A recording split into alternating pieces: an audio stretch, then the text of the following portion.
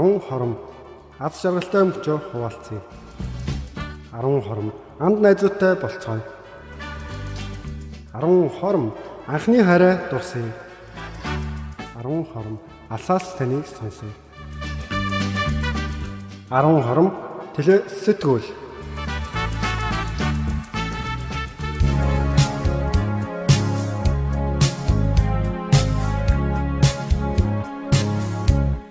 Сайн байна уу сонсогч. Энэ удаагийн 10 хором төсгөл маань түндэ өмнө бас ойролцооноос хүрч байна. Ингээд энэ удаагийн маань зочноор Хангаабаатар гэх залуу маань оролцож байна. Ингээд юуны юм танд энэ өдрийн мэндийг хүргэе. За нэвтрүүлэгтээ урьж оролцсон тань ч гэсэн энэ өдрийн мэнд хүргэе. Тэгээд нэвтрүүлгийг маань сонсон суугаа нийт сонсогчтой бас сайхан өдрийн мэндийг хүргэе. За тэгэхээр энд байдаг Солонгос байдаг монголчуудын маань хувьд бас саяхан цагаан сараас хойш твэгний тэмцээгээд 2 удаа ойрхон боллоо. Энэ өнгөр нь бас энэ залууг маань их сайн мэдэх бах. Ер нь яагаад ийм твэгний тэмцээн зохиоё те гэж шийдсэн бэ, тэр тухайгаа эхлэе ярих. Тий, би өөрөө Солонгос улсад 2 жилийн өмнө бас Солонгос хүмүүсийн зохион байгуулсан твэгний тэмцээнд орж 2 дугаар өрөнд орж ирсэн. Тэгээ тэр үеэс эхлээд яагаад монголчууд монгол твгээ тоглож болохгүй юм. Тэгээд бас твэгний тэмцээн яагаад зохион байгуулж болохгүй юм бэ гэдэг үднэс энэхүү твэгний тэмцээнийг цагаан сарын баярт зориулж эхнийхэн зохион байгуулад хоёр дахь нь болохоор Эрдсэргийн баярт 3 сарын 20-нд сая 2 дахь удаа зохион байгуулсан. Тэгээд Солонгост байгаа нийт монголчууд, залуучууд идэвхтэй оролцож бас шагнал авсан. Тэгээд энэхүү тэмцээнээс шагналыг бол хувийн болон албан байгууллагууд сайн дураараа өөрсдөө хандуулж бас шагналын сан бүрдүүлж маш гоё сонирхолтой тэмцээнийг хийсэн. Тэгэхээр Солонгост бас ер нь твэгний тэмцээн гэдэг. Тэгэхээр Солонгос хүмүүс твэг тоглолтгүй дээ. Ер нь монголчуудаас тэмцээнд орсон гэж тэр тухайнаас сонирхолтой. Тий, Солонгос улс бол твгийг бол тоглодог. Цагаан сарын баяртаа хамаатан саднараа уулзаад хүүхдүүдийнхаа дунд твэгний тэмцээн зохион байгуулад яг цагаан сарынхаа үндэсний тэр баяртаа зориулаад твэг бол хөшөглүүлдэг, хүүхдээрээ тоглуулдаг. Хол ойрын хүмүүс хоорондоо уулзчаад бас тэр үндэсний уламжлалт тоглоомоор бас тоглож бас тэр үндэсний хувцас бас өмсөж тэг цагаан сарыг бол баярлдаг юм байлээ. Тэгээд монгол хүн бас твэг гэдэг одоо тоглоомоор нэлээд олон жил 200-300 гаруй жил бас тоглож ирсэн. Тэгээд сая сүүлд нэг 70-80 оноос хойш нэг бөөрөнд мөө гэдэг худал мэдээлэлээс болоод твэг тоглохоо болсон. Тэгтээ твэг нь бол бөөрөнд мөө бишээ. Эсрэгээр хүний биеийн хөдөлгөөн, нурууны диск. За тэгээд энэ одоо их таргалалттай үед бол твэг нь бол хүний биед сайн гэж Солонгосын одоо телевизээр Солонгосын эмчнэр бол ярьж Солонгосын тэтгэврийн насны одоо хөгшчүүл бол энэ твэгний спортоор хичээлж байгаа бичлэг, нийтлэл, за зурагнууд бол YouTube вебсайтуудаар бол зөндөө байна. Та бүхэн одоо Солонгосоор чаги хятадаар бас бичээд, англиар бас бичээд, монголоор бас бичээд үзээрэй. Тэгээ мэдээллүүд нь бол угаасаа гараад ирнэ. Яг твэг бөөрөнд муу гэж зүгээр монголчууд ярьж байгаа болохоос Солонгос хүмүүсийн сэтгэлгээнд бол твэг сайн тоглох хэрэгтэй, хүн хөдлөх хэрэгтэй гэдгийг л хүн хөдөлснөөр л урт наслна гэдгийг л ойлгоод байна л да. Манайхан бол яг хүүхдийг нөгөө нэг твэг тоглоод өөр банд нартай уулзаад нүднээс хол тэр хашааны бууланд өөр хүмүүстэй янз бүрийн байдлаар уулзж байгаа болохоор бас тэр хориглох байдлаар тэгж хэлсэн болов уу гэж бодод. Түүнээс яг бөөрөнд бол муу биш. Тэгэхээр бас залуучууд донд бол твэг өшгөлж өсөөгүй ховор байдаг бах. Саяын тэмцээнүүдээр харж хахад ер нь бас дээдлийн амжилт хэр байна. Ер нь залуучууд мар хэр идэвхтэй оролцоо хамгийн дээд талд ер нь хидийг одоо угсардаг ч юм уу хэр тоглож байна.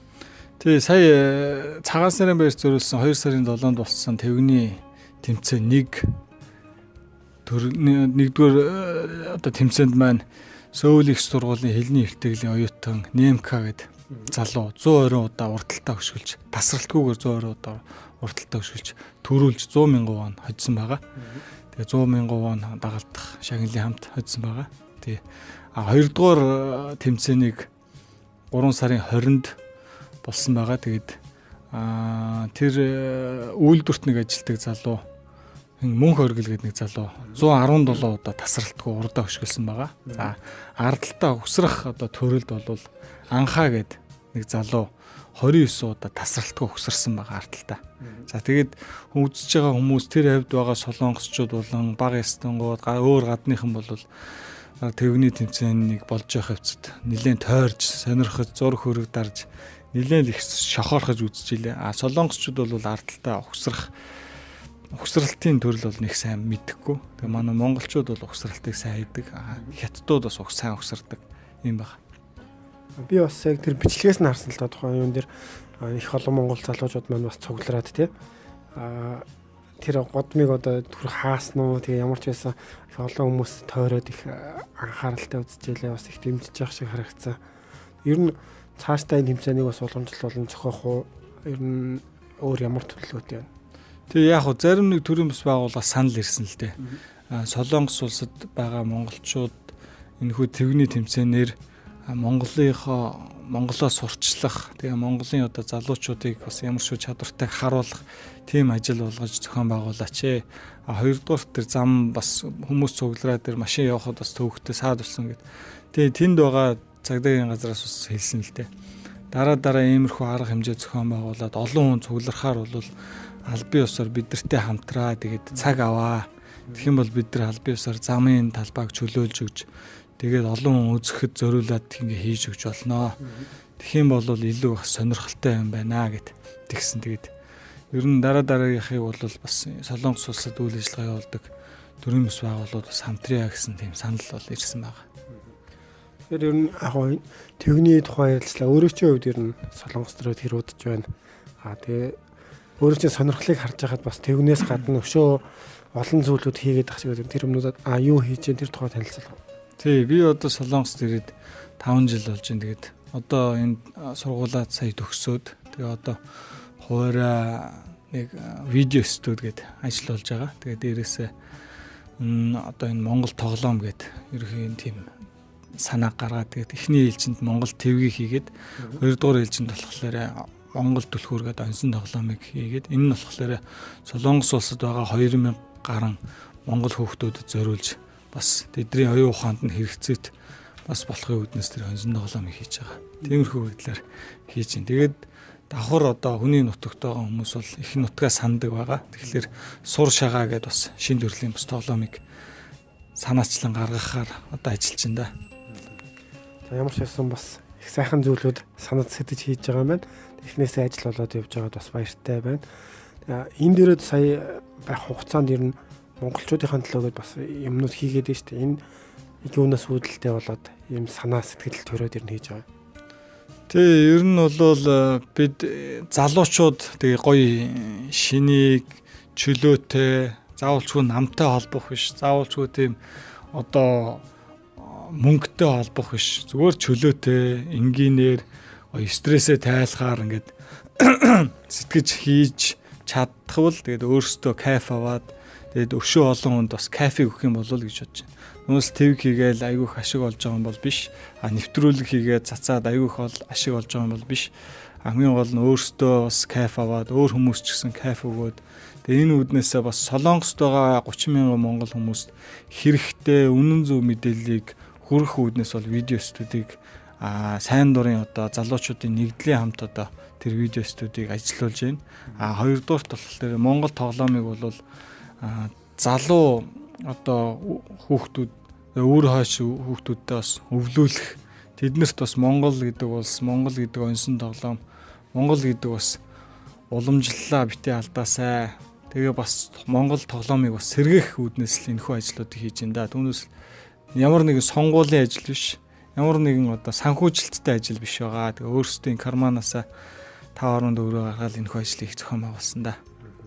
За тэгэхээр бид хоёрын яриа нэгэнд Солонгос улс төрж, Солонгос улсад ажиллаж амьдарч байна тийм.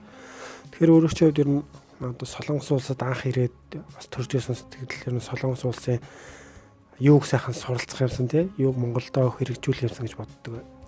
Тэгээ Солонгосоос авах юм ганц л байгаа. Юу вэ гэхээр эх орно гэсэн энэ Солонгос хүмүүс бол эх орно гэсэн асар том сэтгэл байна. Энийг л авмаар байна. Түүнээс л бусад бүх төрлөөрөө бол адилхан ажиллахад бид нар бараг илүү ажиллана. Сэтгэвэл бид нар илүү сэтгэнэ. Хамгийн гол нь энэ Солонгос хүмүүсийн нэг л давуу тал нь Солонгос эх орноо одоо гэсэн сэтгэл бол амар байдаг. За тэр нь ямар жишээн дээрээс харагдах вэ гэхээр за эх орончдын өдөр ямарваа нэгэн баяр ёслол юм уу аль эсвэл одоо нэг өдөр болоход бүх улсын одоо бүх одоо айл өрхүүд гадаа цонхон дээрээ, тагтан дээрээ, хашаан дээрээ одоо яг төрийнхөө одоо тугийг ингэж мандуулж тэгээ тэрийг ингээд бүр хүндэтгэлтэйгээр залж чаддаг. Тэгээ одоо ингээд би бүр нэг өдөр гайхсан л да. Анх Солонгост ирчээл удаагүй байсан чил эх орончдын өдөр лөө 6 сарын хэдэнд байдаг лээ. Бүх айлууд ингээд төрийн тугаа гаргацсан. Би бүр ямар мундаг юм бэ? Эх орныхоо төлөө энэ далбааг ингэж бүр цэврээр нь ингээд бүр ямар ч шороо тоосгүй тэгээд яг ном журмынхын дагуу ингээд тугаа ингээд босгож чаддаг. Тэгээд яг ингээд зүгээр нэг бид нар эх орныхоо төлөө гэж нэг босхгүй мөртлөө чимээгүйгээр зүгээр өөрийгөө илэрхийлж байгаа. Би эх орныхоо төлөө тэмцэхэд билээ. Би эх оронд шүү гэдгийг харуулж байгаа нь гэрийнхаа үүд балкон дээрээ тэр Солонгосынхоо тэр далбааг ингэж одоо яг тэр өдрөө хүн айл болгонд байрчулсан байгаа. Тэр нь бол үнэхээр яг авууштай. Тэгээд энэ Солонгос улсын иргэд Солонгос улсынхаа төлөө гэсэн сэтгэл бол айгүй их байдаг юм байна гэдгийг л ойлгосон. Түүнээс биш Монгол хүн бол Солонгос хүнтэй зэрэгцэж ажиллавал Монгол хүн илүү ажиллана. Монгол хүн Солонгос хүн хоёр нэг одоо маркетингийн юм уу, нэг бодлогын ажил юм уу, нэг компьютерийн ажил хийх юм бол Монгол хүн илүү сэтгэн бүр илүү давуу ажиллана. Хамгийн гол энэ Солонгос хүмүүсийн давуу тал нь бол яг эх орныхоо төлөө сэтгэлээсээ хандж байгаа л их авууштай байгаа. Тэгэхээр яг хуу Солонгос улсад бас Монгол залуучууд те ялангуяа одоо яг ив тишээ зинсэн насны дээр байгаа залуучууд их байна. Солонгост байгаа монголчуудын өмнө бол мэдээж янз бүрийн асуудлууд тулгарч байна. Бас одоо юу гэдгийг гэрээгээр ажиллаж байгаа бол цаг наргүй ажиллаж байна. Сурж байгаа хүмүүс маань хажуугаар нь төлбөрөө олох гээд бас ажил хийгээд явж байна. Тэгэхээр сайнтай муутай сайхан муутай гэж зүйлүүд их байгаа. Тэгэхээр өөрөө ч Солонгост ирээд яг одоо эргээд бодоход хамгийн хүнд хэцүү байсан үеэ эргээд урсуул яг юу хийж явахдаа тийм бодол төрж ирсэн байна. Жишээлбэл ямар вэ? Ажил хийгээд хамгийн их ядраад ч юм уу эсвэл хэлний бэрхшээлээс болоод хэцүү байсан. Яг өөрөө ч хамгийн одоо энд байсан хэцүү үе гэх юм бол ямар үеийг дурсахаараа. Тий хэцүү үе гэх юм бол за хүний нутагт бол нэгт өвдөх хэцүү. Хоёрт монголоор ярихгүй байх хэцүү. За энэ хоёр л хэцүү дээ. За нэгдүгээрт одоо би ч өөрөө бас нуруу муутай. Тэгээ ер нь бол нэг хүнд ажил нэг хийж чадахгүй. Тэгсэн мөртлөө ажил хийхгүй бол амьдрч чадахгүй болчаал тэгэл хүчээр хийж байгаа. Тэгээ ер нь бол бие сайн бодох хэрэгтэй байгаа. Тэгээд нэгд өвдөхгүй байх хэрэгтэй. Тэгээд хоёрт бол би нэг үйлдвэрт ажилласан юм а тэр хайрцагны үйлдвэрт. Тэр үед бол нэг Вьетнам, Индонез, тэгээ хятад бишээ Солонгосчууд тэгээд монгол хүн ерөөсөө байхгүй. Тэгээд тэр үед чинь бараг нэг 4-5 сар ганцаараа ажиллаад. Тэгээд айгүй их монголоор ярихгүй тэгээд тэнд ингээд нэг солиотой юм шиг ингээд ажиллаад тахлаар айгүй их стресстэй юм лээ. Тэгээд үйлдвэрт ажиллаад ингээд цогсоо зайгүй ингээд монголоор ярихгүй. За өглөө 8-аас шөнө 12 хүртэл буюу 16 цаг ингэж мал шиг ажиллах нь бол хүний одоо тарих сэтгэн бодох чадварыг бол өхүүлдэг юм байлээ. Тэгээ би тэр үед бас бодсон. Тэр үед ч гэсэн миний бас сэтгэлгээ ярианы чадвар бас нэлээд доройтсон. Ер нь бол Солонгост ажиллаж байгаа. Тэгээд их цагаар ажилладаг монгол залуучуудтай хандаж хэлэхэд болж игвэл найз нөхдөдөө уулзаад тэгээ интернетээр эерэг мэдээлэл аваад тэгээд ер нь болж игвэл сайхан хүмүүстэй ярилцаад ирээдүйн мөрөөдлөө сайхан хуваалцаа тэгжил жоохон эрсчгүч авахгүй бол Солонгост ажиллаж ийн ихлээр чинь тэгээд нэг мөнгө олоод үйлдвэр твтээд байл гэж боддгийн. Тэгээд ер нь бол 16 цаг зогсолтгүй тэгэл яг муугаар хэлгээд бол нэг мал шиг л ажиллана л та.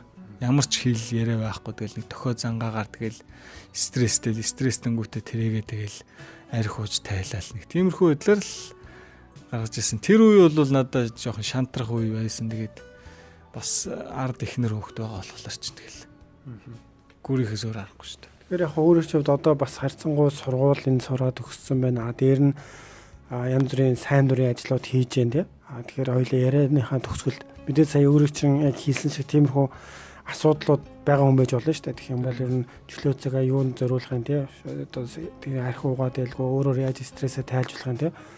Тиймэрхүү байдлаар бас залуучуудаа уриалах хэлээд үл яриад өгсөх.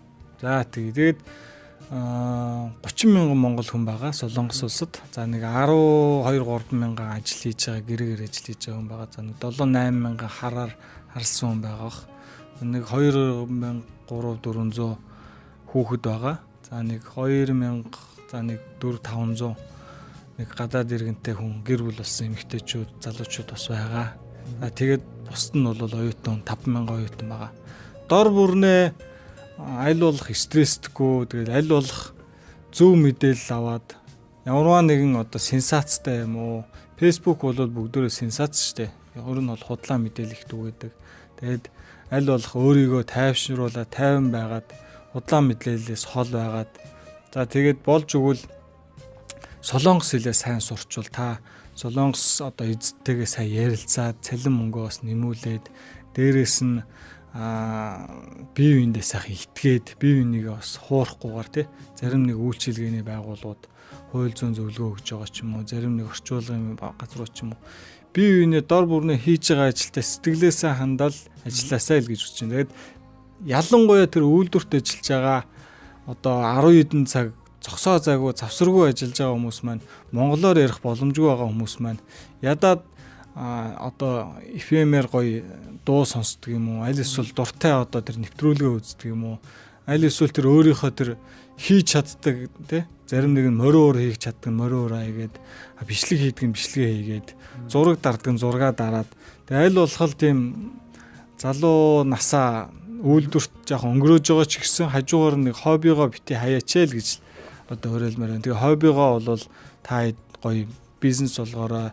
Хоббигоо бизнес болгож чадах юм бол та тэтгэврт гарна гэсэн ойлголт байхгүй. Та тэтгэврт гарсан ч гэсэн хоббигоороо ажиллаад мөнгөө олоод амьдрах боломжтой шүү л гэж залуучуудаа хэлээд хоббигоо дагаарай.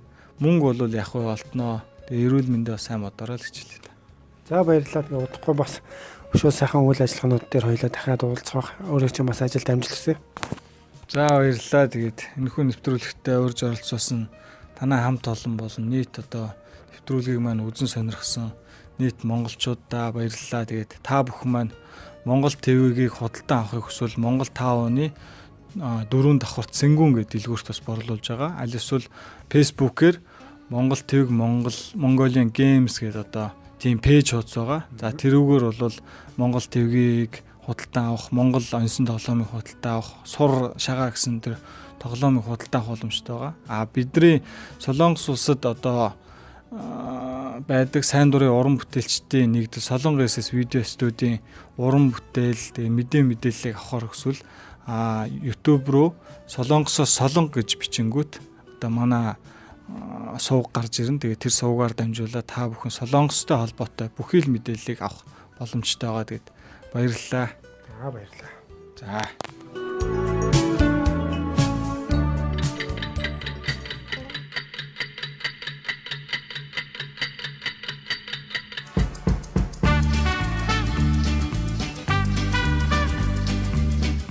Арван хором аз жаргалтай мөчөө хуваалцъя. 10 хором анд найзуудтай болцгоё. 10 хором анхны хараа дурсъя. 10 хором алсаас таныг сонсъё. 10 хором телесэтгүүл